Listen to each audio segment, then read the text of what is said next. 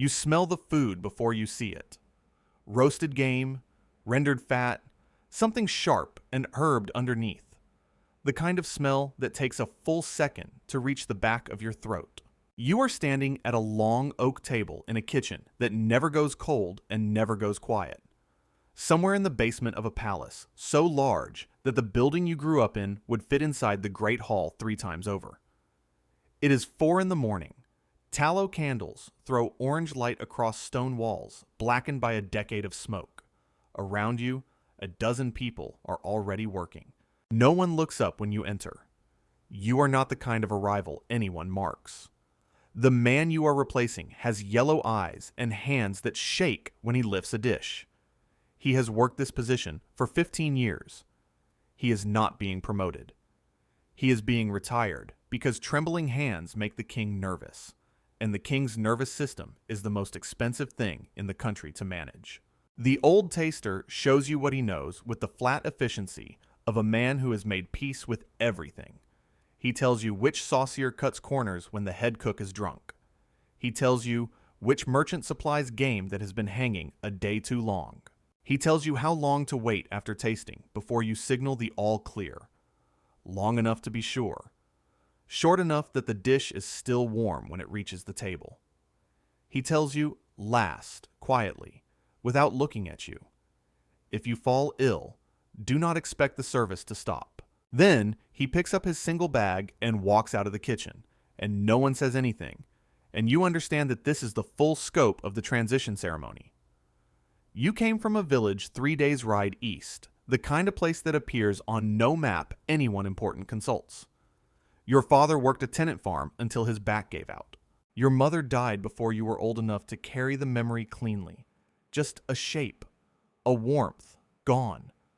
You were young enough when they recruited you to still believe that proximity to power was a form of power. The wage was more than field labor.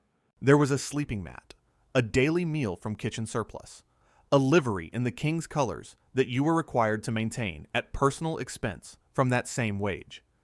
You did the math, and the math still worked out in the institution's favor. But it was better than the alternative, and the alternative was the thing you were running from. You eat the portion. You wait the required time. You feel nothing except the specific vertigo of understanding that your body is now a test instrument, and that what is being tested is not your skill or your intelligence, but your continued biological function. The dish is cleared. You signal. The game pie goes upstairs.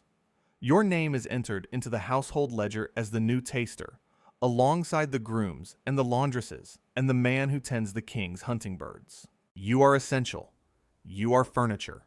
Both things are true at the same time, and you are practical enough to know it. Months pass.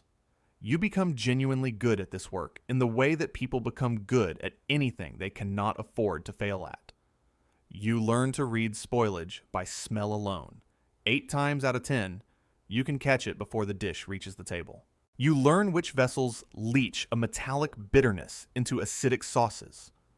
You learn the kitchen's rhythms so precisely that a deviation in routine registers in your chest before your brain has named it. Then, one morning, you wake up on your sleeping mat, unable to sit up straight.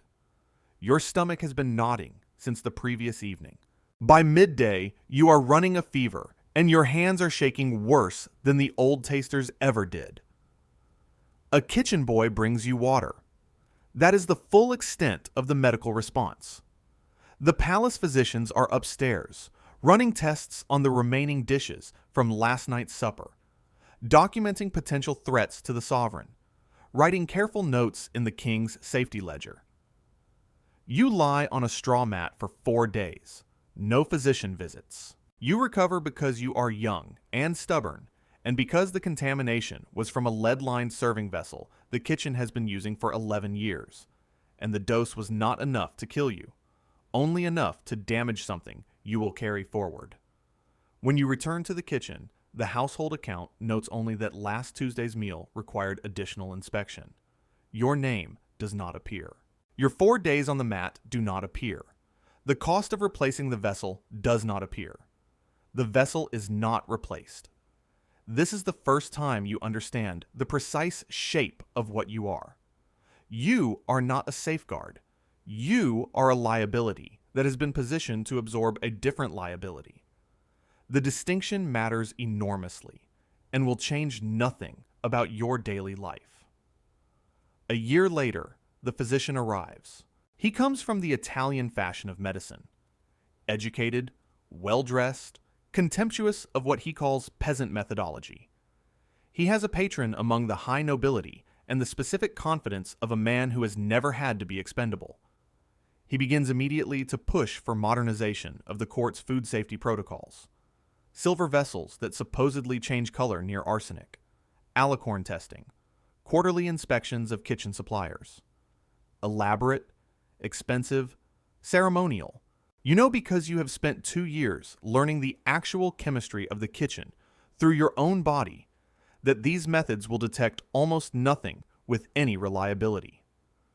The silver vessel claim, documented in court chronicles and repeated as settled truth, is pseudoscience dressed in expensive metalwork. The alicorn narwhal tusk, sold to the court for a sum that would feed your home village for a winter, has never prevented a death in the recorded history of its use. You know this. The physician almost certainly knows this. What the physician knows that you don't is that demonstrating scientific authority near the king is where court influence is built, and he wants the influence more than he wants the accuracy. He begins formally documenting the tasting system as superstition. He uses the word medieval in a tone that makes it synonymous with embarrassing. He presents to the king's council with diagrams and Latin citations, and the council nods, and the king nods, and no one asks the person who has been putting their body between the king's plate and uncertainty for 2 years what they think about the silver vessel's reliability.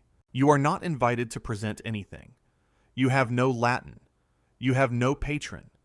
You have a wage that is less than what the physician's boots cost, and you have a body that has been cataloging the kitchen's dangers in real time since before the physician had finished his journey from Italy.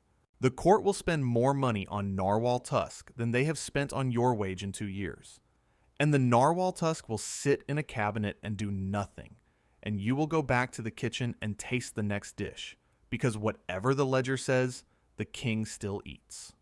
Then comes the banquet. A courtier, minor lord, well-dressed, the permanently bored expression of someone whose comfort has never required effort, falls ill at the table after eating a dish you cleared. He survives.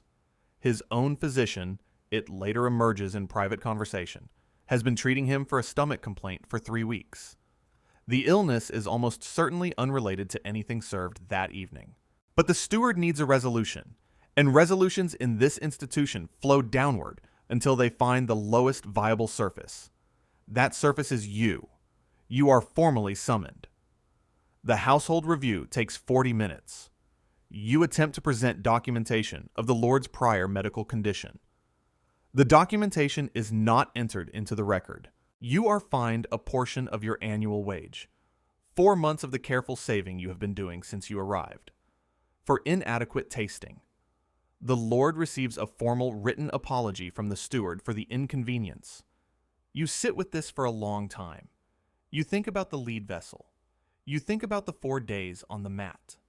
You think about the physician and his Latin citations. You run the comparison in your mind with the cold precision of someone who has learned to think clearly under conditions designed to prevent clarity. The Lord was treated as a casualty requiring an apology. You were treated as a mechanism that malfunctioned and required correction. The same institution, the same table, the same meal.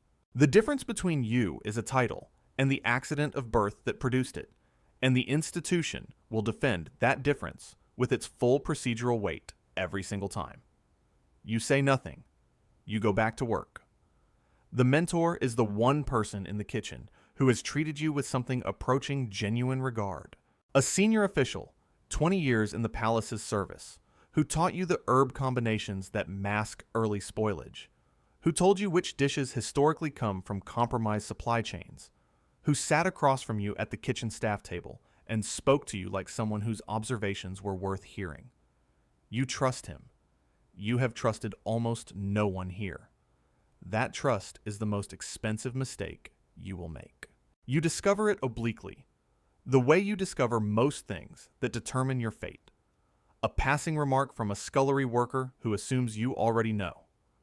The mentor has been providing the steward with regular reports on your reliability, your moods, and the private complaints you occasionally let slip when you think you are among people who are simply tired in the same direction.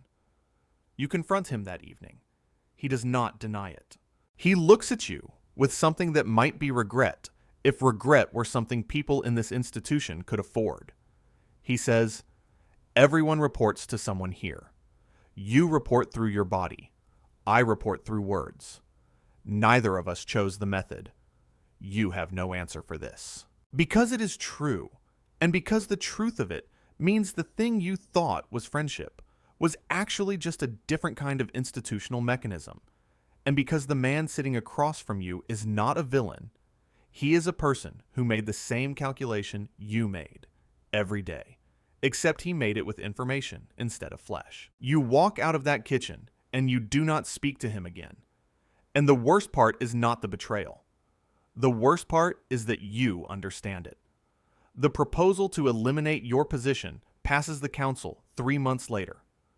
The physician has constructed a compelling document: silver vessels, alicorn protocols, quarterly supplier inspections, a modern system for a modern court.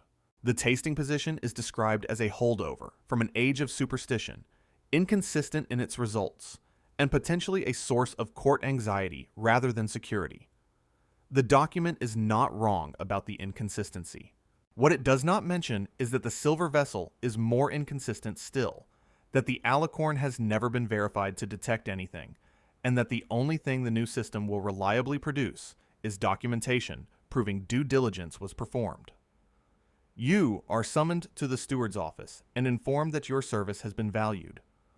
4 silver coins per month, for life, provided you do not discuss court affairs outside the palace walls. You run the number in your head immediately, the way you have always run numbers. It is enough to survive on, barely in the countryside. It is exactly calibrated to ensure you will not be desperate enough to talk. You ask the steward, and this is the most dangerous thing you have ever done, more dangerous than 15 years of putting your body between the king's plate and the unknown.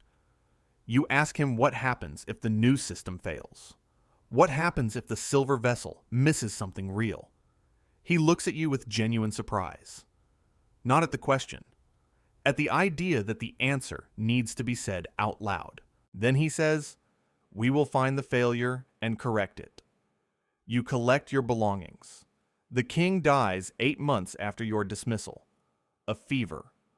Ordinary, swift, requiring no villain and generating no story. The physician, who correctly predicted that tasters would be eliminated, is promoted within the household. The Silver Vessel Protocol is formally codified into the royal ordinances. It will remain in place, largely ceremonial, for the next 60 years, during which time it will detect nothing.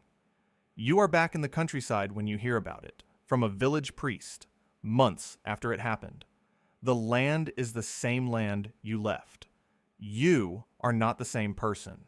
You have 4 silver coins a month, a stomach that never fully healed, and hands that still reach for a dish before anyone else touches it. 15 years of reflex that will take the rest of your life to unlearn. Your name does not appear in any chronicle of the court. The king's feasts are documented in detail. The dishes, the guests, the entertainment, the silver vessels gleaming on the sideboard. The person who tasted everything first is an administrative entry in a household ledger that historians have not yet thought worth digitizing. You were essential. You were invisible. The institution made sure these 2 facts never had to contradict each other. The food taster's role was, at its core, safety theater. Elaborate ritual designed to make the king feel protected while distributing the actual risk of that protection onto someone whose life had already been priced in as an operational cost. The silver vessels did not work. The alicorn did not work. The tasting itself was only as reliable as the randomness of when a poison, if present, chites would act. Courts across Europe knew this at some level and continued the practice anyway, because the point was never reliable safety. The point was the performance of due diligence and a designated person to blame when it failed. Today's equivalent is not difficult to find. It is the compliance officer whose documented warnings sit unread until something collapses, then get retrieved and read aloud as evidence the institution tried. It is the safety inspector whose reports are filed and forgotten until they become exhibits. It is every role designed not to solve a problem, but to create a paper trail proving the problem was someone else's responsibility. The institution gets the protection. The individual gets the liability.